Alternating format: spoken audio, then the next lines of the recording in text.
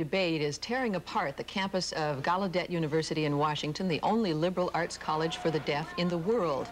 In more than 100 years, Gallaudet has never had a deaf president.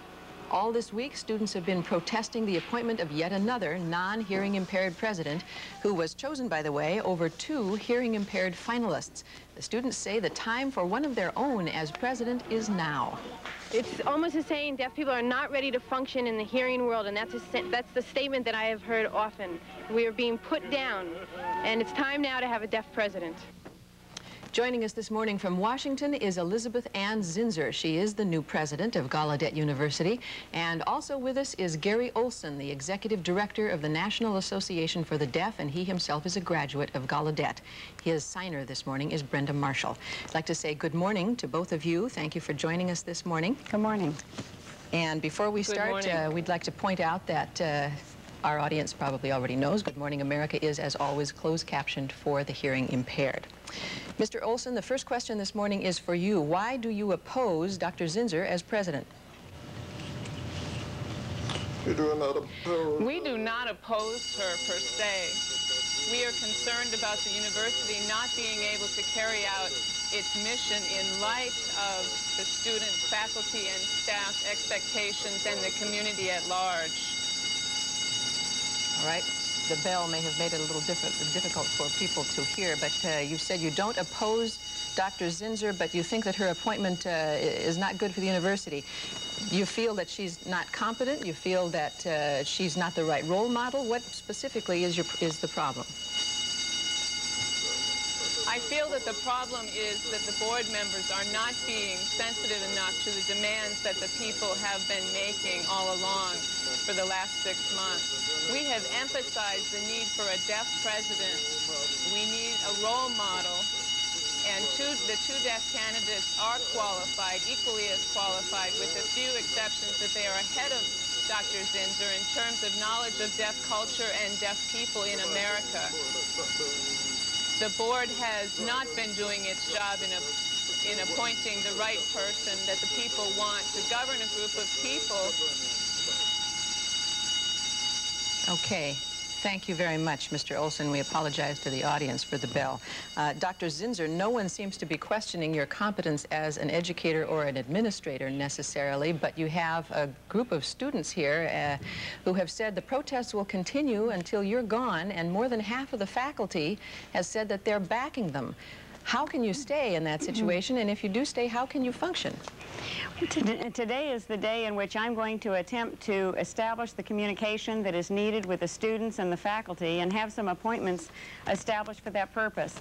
My deepest concern right now is to see the university continue its good work and get back to educating students and carrying out its research mission. At the same time, I am hopeful that we can arrange for the proper opportunity for the students to continue to express themselves and to protest in a university environment. I revere that right of students, and I will protect that right. But we do need to reach a point of conversation and get beyond the impasse so that they and I together can make some decisions about the future. Dr. Zinser, the students have said they want a role model. They want somebody who demonstrates that a deaf person, once educated at this university, can succeed and can be as good as a hearing person. And you're not that person for them. Well, I understand, of course, I'm not deaf, and I cannot be a role model as a deaf person, but I can be a role model as a leader, and I believe that that is something I have proven in my past.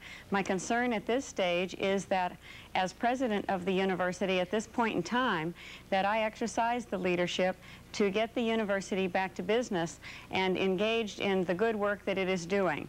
I do understand, however, that it's a great disappointment to the students that their 7th president is not a deaf individual. What I hope, however, is that they will give me an opportunity to express my sensitivity, to develop the communication methods that are needed in order to have the proper exchanges with the university community at Gallaudet University. Mr. Olsen, in the time that we have left, which is short, let me ask you, is there a message that the deaf world is trying to give to the hearing world in all of this? Yes, there is. By this, we want students to have the right to their demands. We feel that this is a very serious thing. It is hurting the university. We feel that if Dr. Zinser is truly sensitive, she will back down from her appointment to the university. Leadership, in her being able to lead the university, there's no way that there will be open dialogue amongst the faculty, staff, and students with her. That's already been determined. That will not happen, and that's one reason why the deaf community is very concerned and is becoming involved in this, because we don't want to see this university continue like this. If she wants business to continue, then she should really be honest about it and back down. We need to address the problem with the board. For example, it's worse than we think, because they've already picked another hearing board member instead of choosing a deaf board member.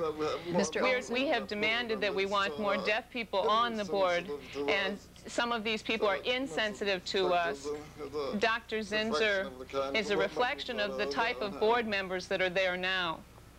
Mr. Olsen, thank you very much. I appreciate your being with us this morning. Dr. Zinser, you too. And there's another rally, a protest scheduled for Friday, so this story is obviously not going to go away, and we will be watching it and following it. We apologize again. Apparently, that was a fire drill in the background when we were talking with Mr. Olsen at the beginning, and we're sorry.